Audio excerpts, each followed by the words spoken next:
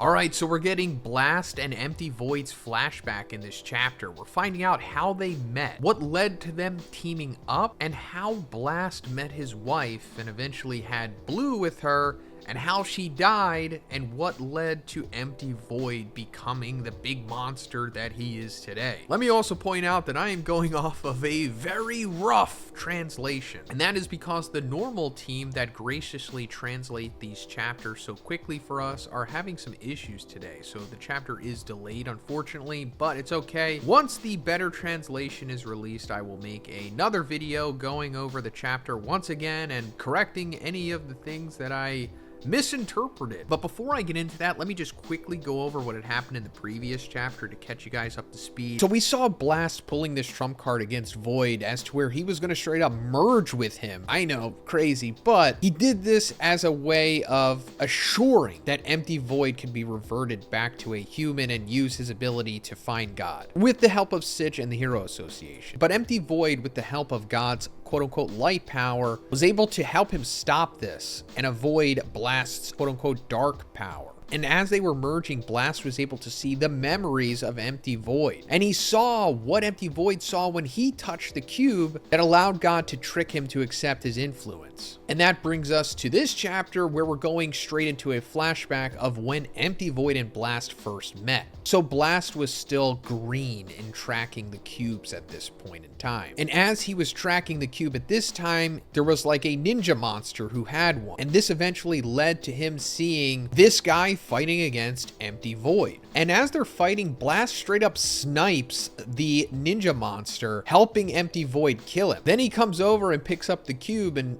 explains to Empty Void what he was doing. And Empty Void is first off a little suspicious of Blast because he had never seen the dimension cannon that Blast had used before. Understandable that he is suspicious of that. He then explains to Blast that this ninja monster was originally his disciple from the ninja village. I think his name is Stain. I could be wrong. If it is Stain, that would be pretty cool because, Stain from My Hero Academia is one of my favorite characters, and he was kind of like a ninja too, in a way. And he asks Blast, like, who is God? Because he heard Stain mentioning God, saying that, he gave him the power to be able to do this and all this, and that he was also thankful to his sensei in Void, who was still the leader of the ninja village at this time, but it wasn't really like a God-disciple sweatshop the way that it was before, Blast took it down. I guess it was a pretty legitimate ninja village at this point. But Blast is like, yeah, I'm chasing God as well. I'm trying to figure out how to take this guy down. So why don't you team up with me and we'll look for the cubes together. But first, let's talk about the video game awards because it's tomorrow. And I know a lot of you watching this video care about it, and you probably have your own thoughts on who is going to win. Well, there's finally a legal way to bet on award ceremonies through a platform called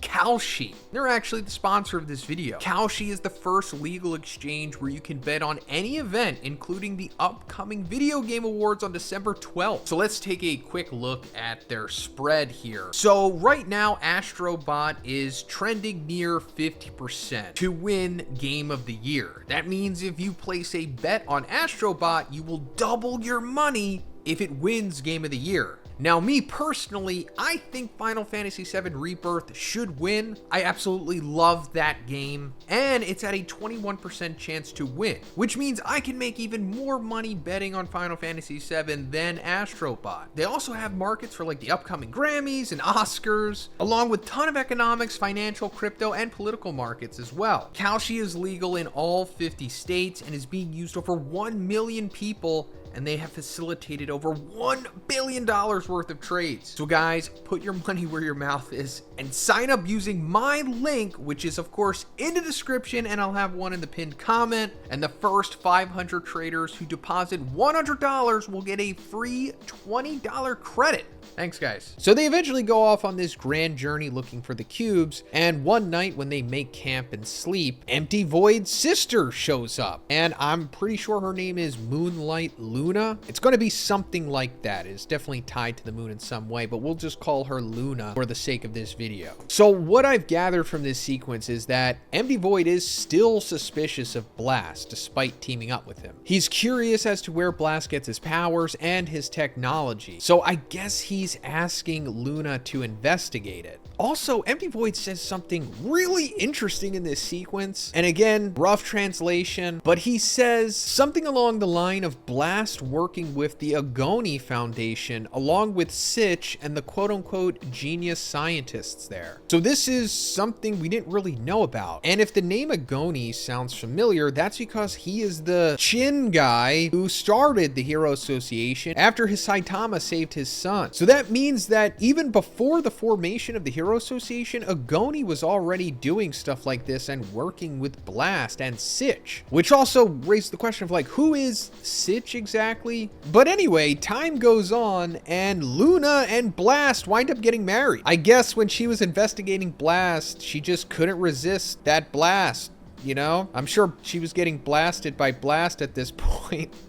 And it led to the birth of Blue, the current leader of the Neo Heroes, which means that he's like 15 or 16 years old right now. But anyway, as time goes on, Empty Void is still suspicious of Blast. He just can't read his eyes or something along those lines. And as more time goes on, unfortunately, Luna is killed. And it is because she was targeted via one of God's disciples. I'm pretty sure that's what's happening here. You know, them tracking down the cubes, finding God's disciples who have them trying to counterattack against Blast, you know, found one of his weaknesses, his wife, and they took her out. This makes sense because it explains why Blast is so reserved and secretive the way that he is, and why he doesn't want to make the whole God mission public, because then people would just become more targets the way that Luna was. And as you could guess, Empty Void really didn't take this too well. He actually starts thinking that Blast was involved in the death of Luna. Possibly he realized that she was spying on him, or he was spying on them, or something like that, and he took her out. I know it's ridiculous, but Empty Void was always suspicious of Blast, like we've established, and during times of grief, your mind goes to certain places. However, he doesn't completely turn on Blast. He still gives him the benefit of the doubt, thinking that maybe I'm just thinking too much about it. So as time goes on after this, Blast and Empty Void are now, of course, continuing their cube mission, because now they definitely want to take down God more than ever. And we see that Empty Void has really been suffering as a result of his sister's death. Like, he's looking gaunt, unhealthy, and they eventually come to this Buddhist-inspired temple while looking for one of the cubes. And an interesting little thing in this temple is that we see a Buddha-type statue with a singular eye. If you followed my videos, you know that I've said that the singular eye almost always correlates to God in some way. And I think this is showing that the people who built this temple were worshiping God. I mean, they probably weren't aware that he is God, since he doesn't really flat out make his existence known to everyone, but he does do it in multiple ways. Like, God's thing is like having many pathways to resurrection, or just many ways to achieving his ultimate goal, which, you know, more or less is just taking over the earth for